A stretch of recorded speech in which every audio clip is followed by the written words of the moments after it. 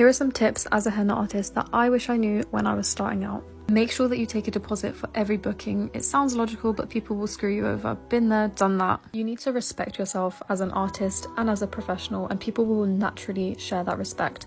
Clients want to know that they're in good professional hands, so make sure that you never come across as self-deprecating towards your work and just lack confidence overall. If you're a beginner henna artist, make sure that the designs that your clients are showing you are within your comfort zone. It took me years to get to a point where I'm confident replicating pretty much any design that clients show me, but don't be afraid to say something if you don't think you'll be able to copy the reference picture. The last thing you want is a disappointed client. My best practical tip for this is to actually have a set photo album of all the designs that you offer or that you're able to do, and that will just make it a lot easier for clients to pick out. And lastly, even though I have so many more, you need to genuinely love what you do and don't overwork yourself. Make sure that your clients are always your priority, but at the same time, make sure that you set your necessary boundaries to never be in a difficult situation. I have many more, so like for a part 2.